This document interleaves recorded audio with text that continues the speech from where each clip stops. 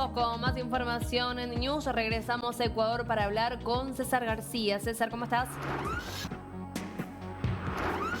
Gracias, Maga. Los ojos están puestos en Israel en este proceso de entrega de rehenes por parte de la agrupación terrorista Hamas hacia las familias que han vivido un verdadero viacrucis durante todo este tiempo desde que fueron secuestrados. Lo vamos a dialogar a continuación sobre este y otros temas también de interés de Israel acá en el Ecuador con el embajador Saad Sarid, quien nos acompaña en esta tarde. Gracias, señor embajador, por este tiempo con Latinoamérica. ¿Cuáles son las principales sensaciones que le deja al gobierno israelí este proceso doloroso? Porque no es solo de felicidad. Vimos el caso de los hermanos Vivas, su madre, el regresar muertos e intercambiar por rehenes terroristas vivos, obviamente no es igual. Buenas tardes. Es verdad, tenemos los sentimientos mixtos, se puede decir. De un lado, por fin, después de más de un año, empezamos a recibir nuestros secuestrados a sus casas. Voy a destacar que se trata de casi todos civiles que fueron secuestrados de sus propias camas y de sus propias casas. Y a cambio estamos soltando terroristas, algunos o muchos de ellos asesinos.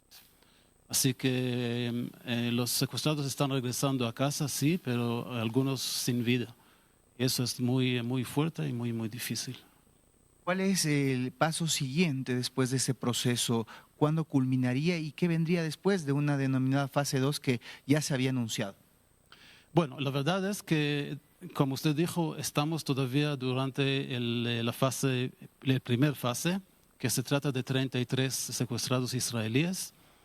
Y todavía, cuando esta fase va a terminar en algunos días, todavía van a quedarse en la Franja de Gaza 63 secuestrados israelíes, no todos con vida otra vez.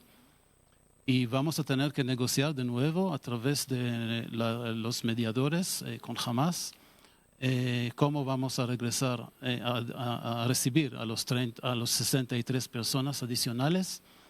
Y Hamas tiene sus exigencias, obviamente, pero nuestra posición es que después de este proceso, Hamas no puede seguir controlando o gobernando la Franja de Gaza por el bienestar no solamente de los israelíes, también de la misma gente de Gaza, porque es una dictadura teológica ahí. Después del fin de ese proceso, Hamas tiene que salir de la Franja de Gaza y vamos a tener que encontrar otra solución para el gobierno en Gaza y para la reconstrucción que también es necesaria en la Franja de Gaza. Para esa salida de Hamas de la franja, Israel cuenta con el apoyo internacional a propósito del movimiento geopolítico que ha representado la asunción de Donald Trump al poder. Claro, bueno, primero tenemos la propuesta de Donald Trump que ustedes ya conocen. Eso es su idea. Eso es su solución. No fue coordinado con Israel. Nosotros estamos listos a recibir esa solución. Pero hay que decir que al fin y al cabo es la decisión de los palestinos en Gaza. Nadie les obliga, ellos van a decidir si quieren aceptar esa solución o no. Hay otras soluciones, como por ejemplo que la autoridad palestina regrese a la Franja de Gaza. Hay que saber que en los años 80 firmamos un acuerdo, Israel y los palestinos, y se creó la autoridad palestina que iba a controlar la Franja de Gaza, pero jamás se apoderó. Así que el regreso de la autoridad palestina es una posibilidad.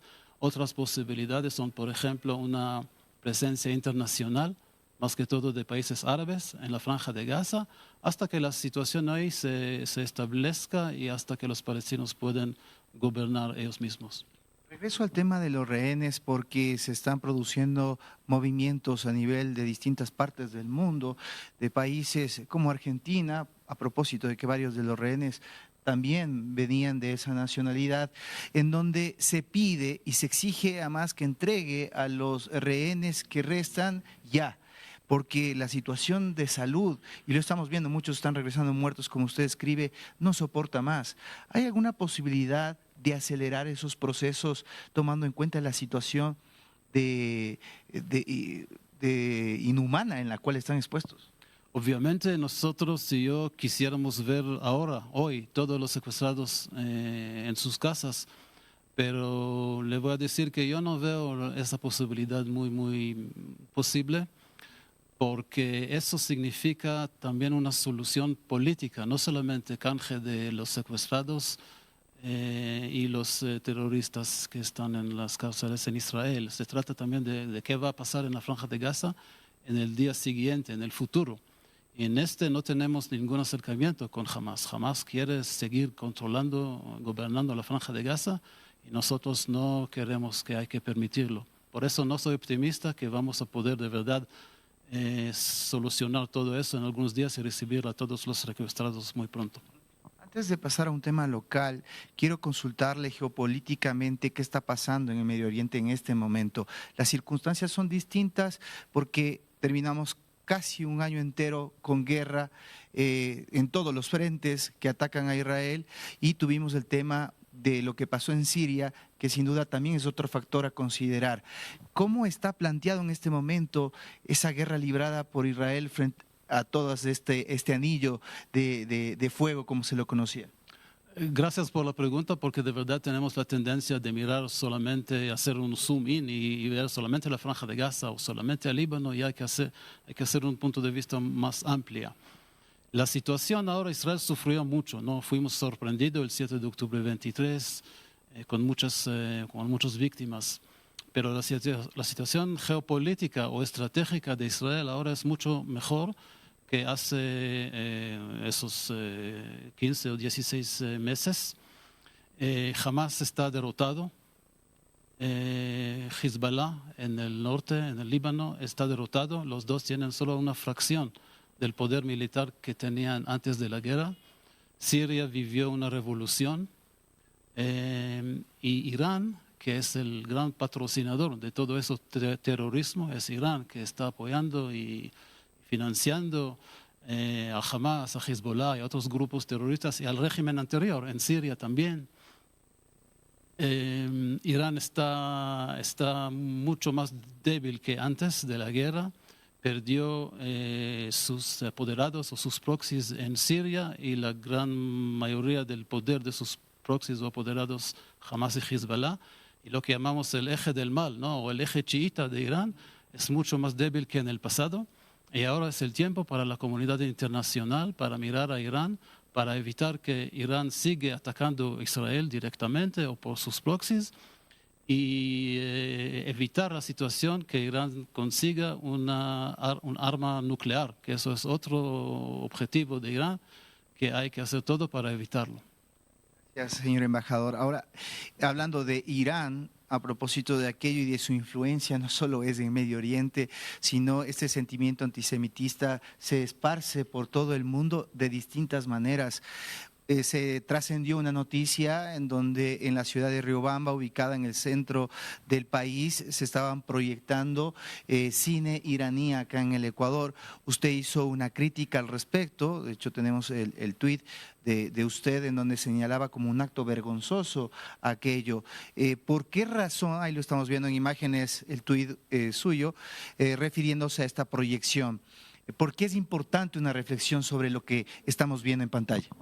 Bueno, primero tengo que decir que yo personalmente y el pueblo de Israel tenemos mucho aprecio y no tenemos ningún problema con el pueblo iraní o pueblo persa y a su cultura también. Por ejemplo, el cine, que estamos hablando del cine persa, es conocido. Yo conozco también directores como Ali Abbasi, que lo aprecio mucho. El asunto no es asunto cultural, sino político. Y me voy a explicar. La decisión del alcalde de Riobamba o la alcaldía fue un error y resultó con una vergüenza, que es la presencia no de la cultura iraní, sino del Estado iraní o de la embajada de Irán ahí en Riobamba. Hay que saber que Irán constituye un problema, una amenaza, no solamente con Israel, como acabamos de decir hace un momento, sino para todo el mundo. Por ejemplo, sus aspiraciones de conseguir una bomba atómica que mencioné, pero también su actividad criminal y su actividad de narcoterrorismo por todo el mundo, también en América Latina. Voy a mencionar la presencia iraní en Venezuela, en el Triángulo de las Fronteras y en el narcotráfico en América Latina. No olvidamos tampoco los atentados, ¿no?, de terrorismo de Irán y Hezbollah en Argentina en los años 90, en la Embajada de Israel, en la sede de la comunidad judía en Buenos Aires, donde fallecieron docenas de personas. Y no mucha gente sabe, pero acá en Ecuador, en el año 1983, hubo un atentado contra la Embajada de Israel, que fue en este entonces en otro edificio, y han muerto 2 policías y una persona, los 3 ecuatorianos. Y después de todo eso, el alcalde de Riobamba invita a la Embajada de Irán para presentar sus películas. Yo creo que es una vergüenza. Yo quiero pensar que el alcalde fue decepcionado, o sea, que lo mintieron, que no lo dijeron toda la verdad y que él no sabía que Irán es el gran patrocinador y exportador de terrorismo y de narcotráfico en todo el mundo, también en América Latina. Gracias, señor embajador, por esta entrevista muy interesante de todos los temas abordados, a propósito de que el mundo sigue en vilo esperando que el resto de los rehenes sean devueltos a sus familias en unas jornadas realmente atroces que han soportado durante todo el tiempo en el que permanecieron en cautiverio. Esta es la nota, Maga, tú sigues desde Estudios con más. Gracias, César. Vamos a seguir también con este tema de cerca.